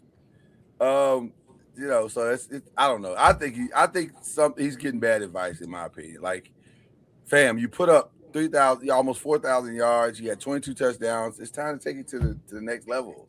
You've done the work. You've done the work. It's fine. It's going to work out. Mazzara's first year in college was the 2020-21 season. That's crazy. That's so crazy. But technically, that's only 4 years. Technically, he's only in his 5th year. Yeah. It seems like some of these guys been there longer than that. But you're right. So, that's not bad. So I have this question because this came up on something radio or something. All right. So why is it that you have 5 years to play for? Why not just play? Why not just say you have 5 years? Well, I think it's thing with the 5 years of play for. They're, and I'm just guessing that maybe they're factoring in a red shirt because back in our days, freshmen red shirted all the time. Correct. They didn't play like they do now. I agree with that, but I'm saying why we have 5 years to play for? Like, if just say you have 5 years. Yeah, and and to add a layer to that question, Charlie, is like it's 5 years to play for, but the scholarship is actually 1 year renewable. So I think the whole thing is confusing. Well, what's even more this day and age. What's even more confusing than that is the fact that the two of you are trying to figure out anything that the NCAA. Yeah, I'll give you that. I mean, yeah, true. But that hit me the other day when I heard someone say that they had 5 years to play for. I mean, you would have a better chance. You'd have a better chance figuring out quantum physics than the NCAA. The funny thing is, though, whenever you get one of these college presidents to ask them about anything, they always say the NCAA as if the NCAA is a separate entity. No, right, you're the NCAA, bro. Like some weird thing that's just out there. It's just some mystical place. Damn, that's you. I'm talking about you. You're crazy. Crazy stuff. All right. Do we have any other? I think that's it as far as stuff that's going on. I did want to send like a collective shout out to Christian McCaffrey. Apparently he snuck and married the Miss Universe while we wasn't watching. Olivia Popo. Miss Universe. Former Miss Universe. Technically she's the former Miss Universe, but yes. What year? I have no idea. Why, Charlie? Only Charlie would ask me what year did she win. Okay, Charlie, just for giggles, I will find out what year she won this universe. I have no idea with a curveball when she won this universe. 2012. There you go. She won in 2012. But you carry the title forever. Like once you win it, it's yours. 2012. Good. Happy for him. She's 33. How old is Christian McCaffrey? He's got to be around that same age. She's been in the league for a while. Okay, that's probably true. But what does age mean 29. these days? Apparently nothing, because Cooper DeJean is dating one of the Bella twins from WWE, and she's 42. And Cooper DeJean is not 42. That's what I'm saying. Like, age doesn't mean anything in this day and age. Cooper DeJean is 22. So age clearly means nothing. I mean, look at Larson. Is 22? Cooper DeJean is 22. He's 22? He's 22. Yeah. And they asked him about it yesterday during the press runs over at the Super Bowl. And he said, somebody says, how are you enjoying Auntie Brie Bella? He said, I have no comment to that, which is a comment, actually. Because you're dating, they asked her about it. He's dating a 20-year-old, somebody that's 20 years older than him. He is. But it's not. 22. Listen. That's not uncommon in these days. Larsa Pippen, the girl that's dating the kid from the Rockets. Oh yeah. Well, he's not the Rockets anymore, is it? Well, he's with Phoenix now, but yeah. Green? Yeah. His baby mama is like 18 years older. Her oldest son is the same age as Green. Yeah, she's got a son the same age as him. Yeah. What are we doing? Getting attention. The bag. Getting attention. That's what we're doing. In the bag. Listen, when the looks and the talent fade, you got to have a backup plan. This is called securing the future. I get it. But this is nothing new. No. The only thing more new about it is that it's the other way around. Usually it's men dating younger women. Right. Now women are saying they're having an empowerment movement. Yeah, they all cougars. Teach his own, whatever makes him happy. That feels that is cool. That's auntie. It feels like we may have to come up with a different term because 20 years older is wild. That is wild to me.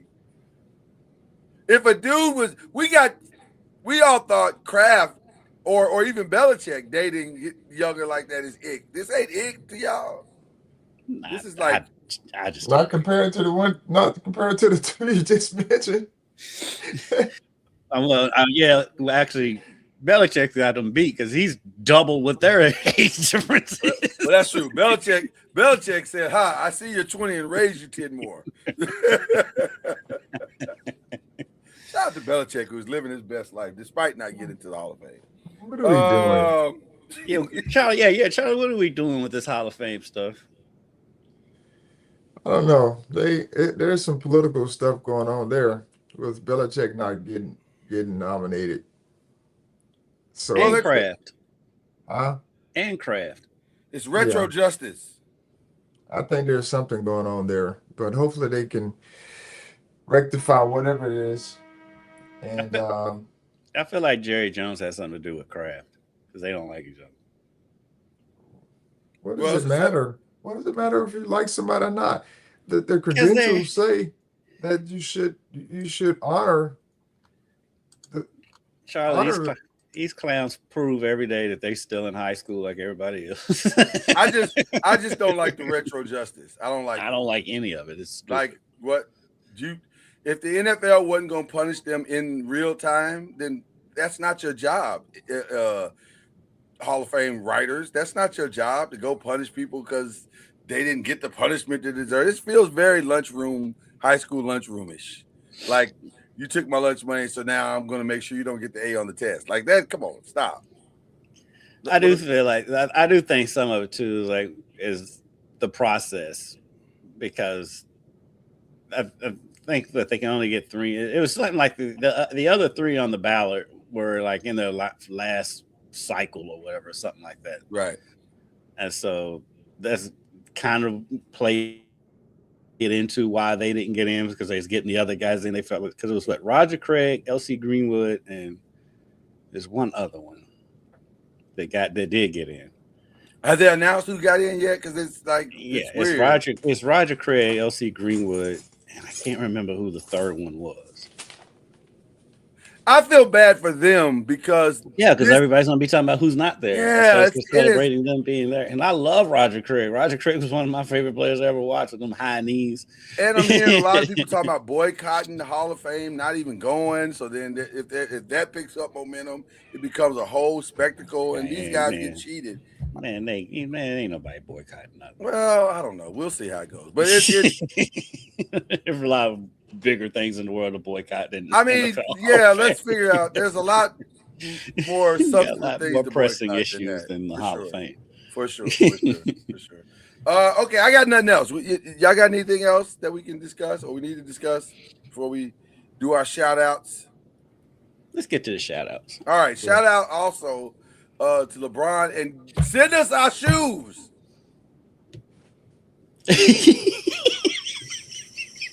I'm here for it. Just wanted to put that out there. Yeah. The more you put it out there, somebody will relay this message to him and say, I think Charlie Ward needs the shoes, man. Yeah. Okay. You guys got any shout outs? Any shout outs from you guys? Charlie.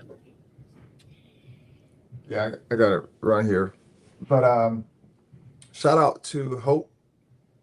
Daughter Hope. She's going to be, you'll see her, but Saturday she's going to be color commentating for the Rattlers, both for the Rattlers games. Oh, yes. Texas Southern. Oh, that's awesome. On SWAC TV. So very proud of her. She's making her way, getting some good experience. She started as a sideline, and now she'll get a chance to be on the color commentator. So I love it. We love it. Give her all of our praise. And did you say she's color commentating both games? Yeah. Yes, the men's and women's game. Are you prepared for? I was going to say, are you prepared for a critical Hope commentary? But you probably get that anyway. Like, you're probably She's probably giving you notes when you come home. Like, Dad, come on, what is up with your zone defense? Like, I mean, I can hear Hope being. Hope's not gonna hold back on you. You know that. I doesn't feel like she would. It feels like like, what are you doing? Yep. Like that. Come on.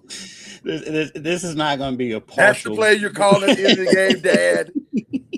This is not going to be a partial broadcast towards you, Charlie. No. I'm just saying this is what we practice.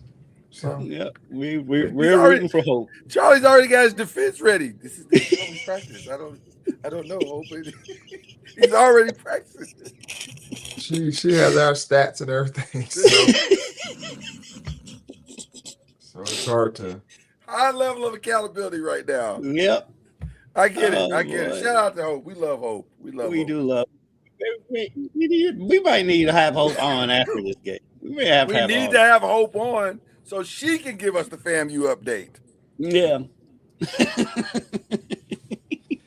Yep. So she'll be calling the game on Saturday. So that's awesome. Excited for that. So awesome. We are super excited for Hope. That is very, very awesome. All right. Charlie, Kendrick, who you shout out, brother? I'll give a shout out to my boy Cole Leland. Ballard High School had their senior night early just because we've had so much snow. They wanted to go ahead and get it in, so in case we get some more snow and school's canceled. But he's been one of the best shooters in the history of the state of Kentucky. Even though it is ironic that he had his senior night at Ballard. He spent 3 years at Mail, and he's been at Ballard for about 2 months. Wow. Wow, Lord. That's crazy. What are we doing? Crazy.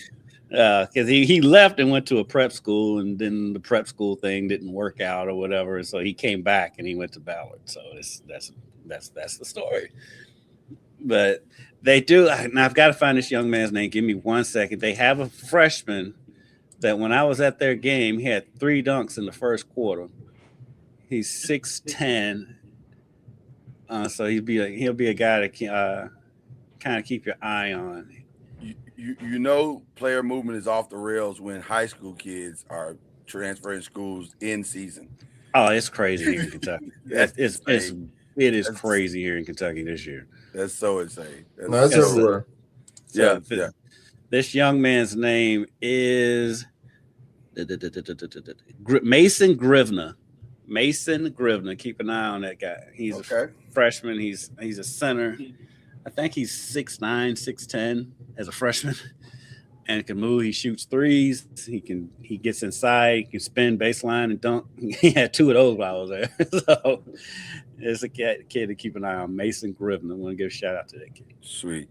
Real quick, Lakers trade Gabe Vincent for Luke Kennard from Atlanta, and it appears that Zubac of the Clippers could be moving today. Oh, yeah. So they are really rebuilding. The Clippers are getting several calls. If that's the case, then why not get rid of Kawhi too? Why not just strip the whole thing down? If you stripped it down, let's just strip it down. What are we waiting on? You can't get rid of Kawhi. Why not? For what reason can you not get rid of him? You know why they can't get rid of Charlie did not like that question. He just you know why they can't get rid of Kawhi. Listen, I understand, but you can't get rid of him. But getting rid of Zubac, they'll get a haul for him. They'll get some good pieces for him. Yeah, he might end up backing out. He might still be at the Lakers. Just go across the street. That'd be nice. Wasn't he there at one point? He started there. Yes, I thought so. Yeah, he started there, and then some. Then the genius of Magic Johnson was like, "We gonna trade."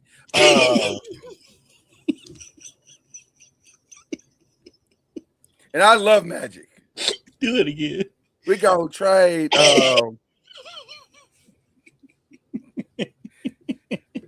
The basketball. We feel like we need to trade him out of here.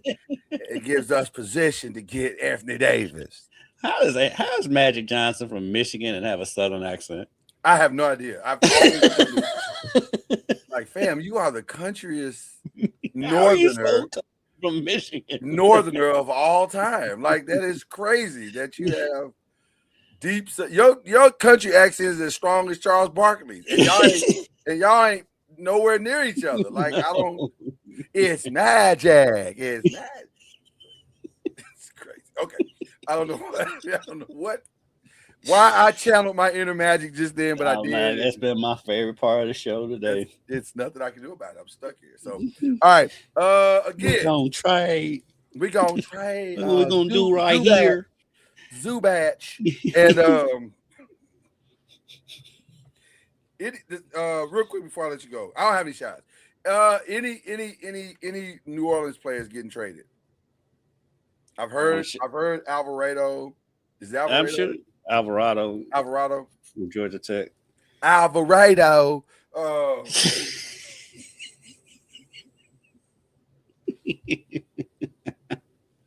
But it's still a little bit of the LA accent in there too. Yeah, it's weird because it's country, but it's LA rich. We're gonna trade Alvarado right here. Right here. Square up, squabble up and everything. But yeah, it's crazy. It's crazy accent. But I'm sure some ancillary pieces would move. I'm not sure if Zion will move. That's crazy to me. That's so crazy. I don't know what they're doing. God bless you. There's so many teams in this league that you just have no idea what they're doing. New Orleans, Sacramento, Dallas, Washington. And Brooklyn has done nothing. What is Brooklyn doing besides nothing? I don't even know how they make payroll. I'm questioning. Who's going to Brooklyn Nets games? Who's going to Brooklyn Nets games right now? People probably go just because the arena's cool. But I guarantee it's not sellouts. They don't have sellouts. No. So to sell out to watch what? Right. That's what I'm saying. What are you going to see? The other team. And if you can't say, you can't say, well, I'm going to see the other team, because you can see the other team in the other building. You got to drive to Brooklyn to go see great NBA basketball. I mean, how they've kept Nick Claxton all these years is beyond me. I don't know how either. It's crazy. But now his salary is so exorbitant that there's no way anybody's going to trade for him. Yeah, I'm looking at this roster. Lloyd, you're not going to spend your hard-earned money to go see Danny Wolf? No. What about Nolan Traore? You're not going to spend your hard-earned money to go see Danny Wolf. That sentence has never been uttered in the history of sports. Let me get on SeatGeek and find tickets to see Danny Wolf and Igor Dittum. That's what I don't even know who these people are. They've got Nolan Traore. They've got 3 people on the roster where they don't even have their salaries on the website.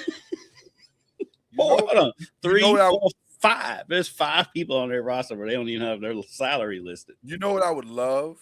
I would love for inside the NBA to get with do a who he played for, and don't just tell all be Brooklyn Nets. And don't tell Charles anything other than the names, and just say who he played for, Nolan Traore, and I guarantee you he'll say every team in the league before he says the Brooklyn Nets. And then how is Cam Thomas only making $6 million? Well, because he doesn't play. He's still their best player when he does play. Is he? Because they said Michael Porter is right now. Well, Michael Porter is. But before Michael Porter got there, Cam Thomas was. Michael Porter got to be thinking to himself, where did I take the wrong turn in life? Like, how did I think the reason why people aren't trading for Michael Porter because they think his stats are fool's gold, because who else is going to score on this team? Right. Is this off the court stuff spilling onto the court? Is that why he's in Brooklyn right now? Because he had some weird off. That was his brother. Well, but it depends on how much of the rumors you believe.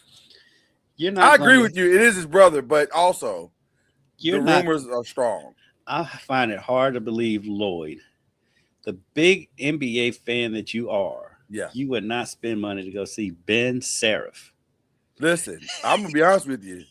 I've been dying to see Day'Ron Sharp for like at least 3.5 seconds. Like I've been wanting to see Day'Ron Sharp ever since I read the name on the screen a few seconds ago. Thing is like they can't even trade these people. No. Because none of them make enough money for a salary dump. I didn't even look at the salaries. So it's Michael Porter's making clearly the most, right? Yes. Him and Nick Claxton. Yes. Okay. So Lloyd, Terrence Mann is making $15 million. That's crazy work. Because he's been in the league so long. But outside of those, there's not even anyone making $10 million outside of those three players. Are you prepared to play Igor Dimin $10 million to average? He's averaging 10.5 points, so he's a baller. He's a baller. Shout out to Igor Dimin. Not gonna go see Haywood Highsmith. Now I kind of do want to see a Nets game. Like I might block out some time this weekend to watch the Nets go. Watch the Washington Generals. Yes, it's And what's crazy is they got like they may have arguably one of the best buildings, maybe the best building. Their arena is awesome. And also the jerseys are fire. They are fire. That black and white is amazing. They're so marketable. Everything about them is marketable. Except for who plays for them. Like, yeah. Everything's marketable except the team. Right. we got all the pieces in place. except we've got everything working. Except your Lakers, but all jokes aside, your Lakers should just be going after Nick Claxton. I mean, you need a big. He is good. I love Nick Claxton as a player. I think it's the money. It's the money, though. It is the contract. Yeah. They got bigger hopes and dreams, and Nick Claxton doesn't fit into any of that. Which I understand. I get it. At least he doesn't fit in the initial plans. Now, maybe on the backside of. I can't believe he's been in Brooklyn this long. Well, listen, it's an easy job. No, I'm surprised that no one's come and gotten him out of there. Because he's a serviceable big. But it might be what you just said earlier. Like, is he? Because but defense is defense. I mean, I'm not even talking about his offensive. I mean, he's a really good defender. He is a good defender. Yeah, he's a good defender. His offense just came around in the last couple of years, but he's always been a good defensive player. Well, I wonder what it's like to play on a team like that, where people don't even know you exist. Like they can literally walk around. Yeah, they can walk around Brooklyn and nobody knows. They don't know. They just know they're tall guys. Like this is a bunch of tall guys. And the thing is, like some of these guys, like Tyrese Martin, who's only making $2 million a year, that ain't much in Brooklyn. No. He's slightly above the poverty line. Like New York is not cheap. No, Danny Wolf is making $2.8 million. Shout out to Danny Wolf, whose name I learned like 5 seconds ago. He played at Michigan too. Zaire Williams, he had a big day the other day, didn't he? I thought I heard his name mentioned on some stuff. He seems like he's been in the league longer than he has. Right, he's only 24, but it seems like he's been here like at least 15 years. But I don't think it's been that long. He's only played for 2 teams. Because I remember when he at the Grizzlies, I thought he had a stop in between Memphis and Brooklyn, but I guess not. Yeah. Anyway, well, Brooklyn might have a flurry today. They may shock us. And Igor Dimin, there may be a huge market for Igor Dimin at this point. Like they may be like, we got to get this kid. He's 19. He's got a cool name. Let's get it. Let's take a risk. I mean, Claxton is going to get a max contract. Oh my God! That's why he's in Brooklyn still. We're going to end on that because that's pure madness right there. That is pure madness right there. I ain't mad at him at all. I ain't mad at him. Listen, not mad at him at all. But again, Brooklyn held on to him so long that now they have to max it. Brooklyn, what are you doing? Is the question. That is the question. Okay. Enjoy your weekend. It's going to be an incredible weekend. We will have a Super Bowl champion when we return. We will have a definitive ACC #1 team in the women's side when we return. And we will be headed toward the All-Star break when we return. We'll know where Giannis is going to be for the rest of the season. And Ja. And everybody else. So we'll have a lot to talk about next week. And well, I feel like Claxton, we kind of know where he's going to be. We kind of know. You know what? It would be just like Brooklyn, though, who they're one great player. They'd be like, we ain't paying that dude. So trade it to the Wizards. The Wizards are taking everybody's contracts. Right. We'll take all contracts. The Wizards are going to be in the second apron with nothing. Right. For no reason whatsoever. There's no logical reason for them to be in the second apron. And yet, it feels inevitable. Because they've taken on 2 stupid contracts, Trae Young and AD. Yeah, they're trending towards the second apron. So and they're gonna have a first round draft pick. On that note, God bless each and every one of you. Thanks for coming out. God bless you. Good night. Right, yes.